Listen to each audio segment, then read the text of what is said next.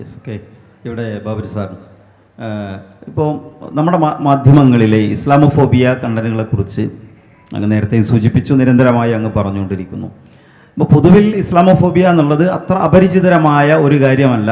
ഇപ്പോൾ UN Islamophobia വിരുദ്ധ ദിനം മാർച്ച് 15 ഉൾപ്പെടെയുള്ള ധാരാളം കാര്യങ്ങൾ ഉണ്ടായി. പക്ഷേ കേരളത്തിലെ മീഡിയകളെ നമ്മൾ ശ്രദ്ധിക്കുമ്പോൾ ഇതിനെക്കുറിച്ച് യാതൊരുവിധ ധാരണയും ഇല്ലാത്തവരെ പോലെ നമുക്ക് തോന്നാറുണ്ട്. ധാരണയില്ലാത്തതാണോ, അതല്ല കോർപ്പറേറ്റ് അജണ്ടകൾക്ക് വഴങ്ങിക്കൊടുക്കുകയാണോ, അതല്ല ഇവിടുത്തെ ഭരണകൂടം ഉൾപ്പെടുന്ന ഭൂരിപക്ഷ വർഗീയതക്ക് വഴങ്ങിക്കൊടുക്കുകയാണോ? ഇതിൽ ഒരു കാര്യത്തിൽ ഞാനൊരു വളരെ അശുഭമായ വിശ്വാസത്തിലുള്ള ഒരാളല്ല. ഈ കാര്യത്തിൽ കേരളത്തിലെ ഇസ്ലാമോഫോബിയ റിപ്പോർട്ട് ഞങ്ങൾ 2024 തുടക്കത്തിൽ ആരൊക്കെ ഇസ്ലാമോഫോബിയയെക്കുറിച്ച് സംസാരിക്കുന്നുണ്ട് എന്നതിനെക്കുറിച്ചൊരു കണക്ക് ഞങ്ങൾ എടുത്തിരുന്നു. അങ്ങനെ ഞങ്ങൾ കണക്കെടുക്കുന്ന സമയത്ത് ആദ്യമൊക്കെ ഞങ്ങൾ എഴുതി വയ്ക്കും, ഇന്ന ആളാണ്, മീഡിയകളിൽ തന്നെയാണ് അത് പ്രസിദ്ധീകരിച്ചത്, അതിൽ എഴുതി വയ്ക്കുമായിരുന്നു ഇന്ന ആളാണ് ഇത്തവണ ഇസ്ലാമോഫോബിയക്കെതിരെ സംസാരിച്ച ഒരു രാഷ്ട്രീയ നേതാവ്. കൃത്യമായ കണക്കുകൾ.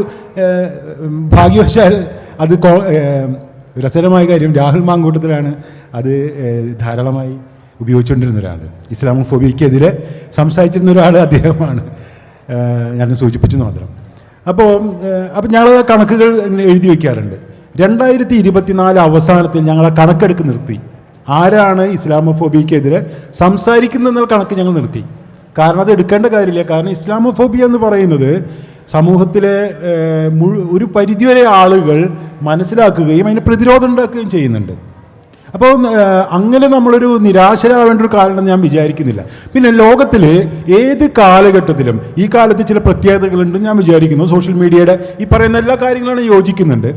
അതേസമയം സത്യം എന്ന് പറയുന്നത് എല്ലാ കാലത്തും ഒരു പോരാട്ട വിഷയമാണ്.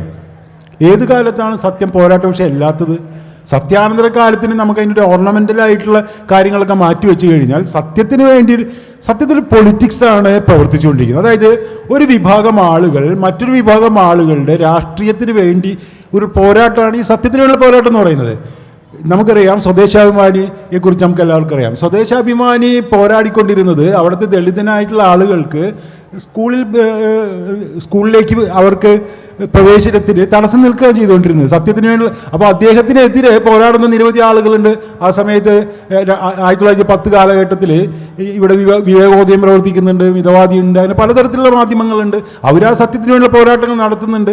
ഇന്ന് സോഷ്യൽ മീഡിയയിലും ഇതേപോലെ തന്നെ ആളുകൾ സത്യത്തിന് വേണ്ടിയുള്ള പോരാട്ടങ്ങൾ നടക്കുന്നുണ്ട്. ഇന്ന് ഇന്ത്യയിൽ നടന്ന മിക്കവാറും എല്ലാ കൊലപാതകങ്ങളും ഈ പറയുന്ന നേരത്തെ പറഞ്ഞ ഫേക്ക് ന്യൂസിൻ്റെ ഭാഗമാണ്.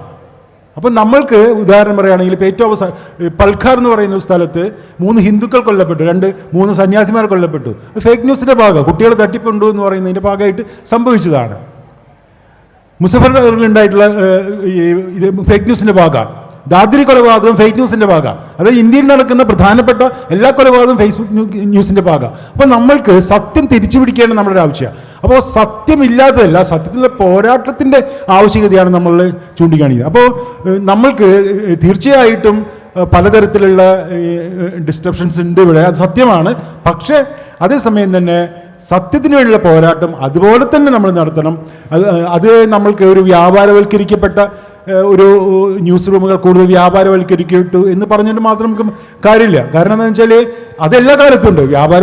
ഈ സ്വദേശാഭിമാനി എഴുതിക്കൊണ്ടിരുന്നത് ആ കാലഘട്ടത്തിലെ ദിവാൻ കുറേയും കൂടിയും ദളിത് അതുപോലെ പിന്നാക്ക വിഭാഗങ്ങൾക്ക് വളരെയേറെ ഇത് ചെയ്തുകൊണ്ടിരിക്കുന്ന ഒരാളായിരുന്നു. ഒരുപാട് തരത്തിലുള്ള ആനുകൂല്യം കൊടുത്തുകൊണ്ടിരുന്ന ഒരാളാണ്. അദ്ദേഹത്തിന് ചില വിഷയങ്ങളിൽ, പ്രത്യേകിച്ചും സ്ത്രീ വിഷയത്തിൽ അദ്ദേഹത്തിൻ്റെ ചില കാര്യങ്ങൾ എടുത്തു കാട്ടിക്കൊണ്ടാണ് ആ കാലഘട്ടത്തിൽ സ്വദേശാഭിമാനി ഇത് മുഴുവൻ പറഞ്ഞുകൊണ്ടിരുന്നത്. അപ്പോൾ ഈ സത്യത്തിനുള്ള പോരാട്ടം അന്ന് വിവിധ മാധ്യമങ്ങൾ നടത്തിക്കൊണ്ടാണ് പിന്നീട് നാം ഇന്ന് നവോത്ഥാന കാലം, ഞാൻ ഒരു കോഴ്സിലാണ് പറയുന്നത്, നവോത്ഥാന കാലം എന്ന് പറയപ്പെടുന്ന ഒരു കാലത്ത് ആളുകളൊക്കെ ഉയർന്നു വന്നത്. ഈ പോരാട്ടം എല്ലാ കാലത്തും ഉണ്ട്. നമ്മളങ്ങനെ ശുഭാപ്തി വിശ്വാസം ഇല്ലാതിരിക്കേണ്ട ഒരു കാര്യമില്ല എന്നാണ് ഞാൻ വിചാരിക്കുന്നത്. അത് ഈ വ്യാപാരവൽക്കരണം സത്യമാണ്. പക്ഷെ അപ്പോഴും വിവിധ വിഭാഗങ്ങൾ, വിവിധ ഏജൻസി ഭരിക്കുന്ന, അതായത് ദളിതർ, പിന്നാക്കക്കാരെ, മുസ്ലിങ്ങൾ, ന്യൂനപക്ഷങ്ങൾ, സ്ത്രീകൾ, വിവിധ ഭാഷാ ന്യൂനപക്ഷങ്ങൾ, അവരൊക്കെ ഈ സത്യത്തിലുള്ള പോരാട്ടത്തിൽ ഏർപ്പെട്ടുകൊണ്ടിരിക്കുകയാണ്.